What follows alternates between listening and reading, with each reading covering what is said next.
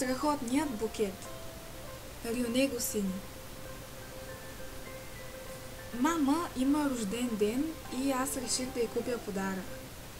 Взех стотинките от касичката си, за щастие бяха доста, понеже мама случайно ми беше дала пари вчера.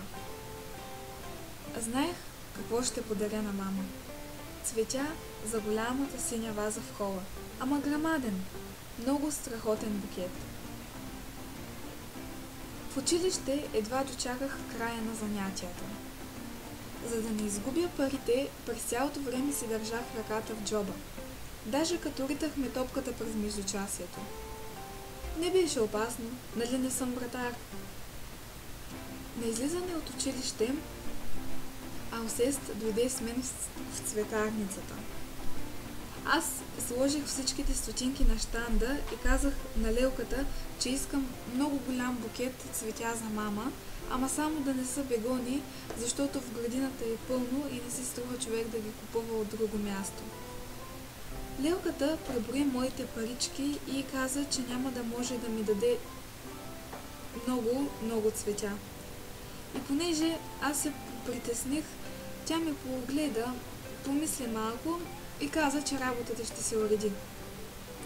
Букетът стана много голям. Лелката го зави в шумоляща прозрачна хартия и каза да внимавам, като го нося. Вървях доволен с букета и изведнъж срещнах трима съученици. Гледайте го, Никола, колко е смешен с тия цветя, каза Жофруа. Благодари се, че нося цветя, казах му, иначе щях да ти ударя един. Ами дай цветята, каза Алсест. Аз ще ги държа, пък ти го удари. Тогава аз му дадох цветята и Жофруа ме удари. Сбихме се, а Колтер каза. Вижте пък Алсест колко е смешен с цветята. Тогава Алсест здравата го перна с букета. Ей, цветята, извиках аз. Ще ми смачкате цветята. Алсест удреше с моя букет и цветята хвърчаха на всички страни. Когато Алсест спря, аз почнах да събирам цветята и казах на приятелите, че са лоши. И си тръгнах с цветята. Букетът вече не беше много голям. Едното цвете беше по-смачкано, но другите две бяха съвсем здрави. И тогава видях Жуашен да се задава с колелото си. Жуашен ми е съученик и има колело. Тоя път обаче реших да не се бия, защото ако продължавах така да се дърпам с всички приятели по улицата, скоро нямаше да мога да занеса на мама нито едно цвете. И изобщо аз си мисля, че приятелите просто ме завиждат, защото мама ще се зарадва и ще ми даде хубав десерт.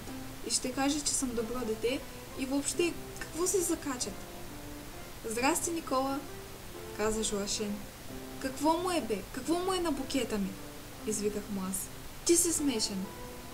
Жуашен спря колелото и се изблещи насреща ми. Какъв букет? Ей, такъв, отвърнах му аз и запратих цветята по главата.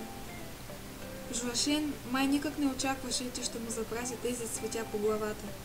Той ги хвърли на улицата, те паднаха върху покрива на една кола и заминаха с колата. Цветята ми, извиках аз. Цветята на мама. Спокойно, каза Жуашен. И сега ще се кача на колелото и ще настигна колата. Жуашен е свестен човек, обаче кара бавно, макар че се упражнява много, за да участва в обиколката на Франция. Като се върна, ми каза, че не могъл да настигне колата, понеже била набрала голяма преднина.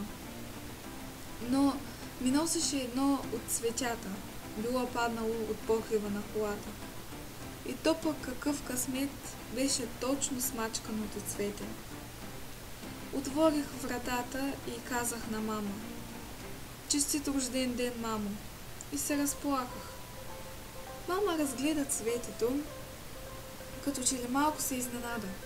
После ме прегърна, целуна ме сумати пъти, каза ми, че никой никога не е бил подарявал такъв хубав букет и сложи цветето в голямата синя ваза в хола. Приказвайте каквото си щете, обаче мама е страшна жена.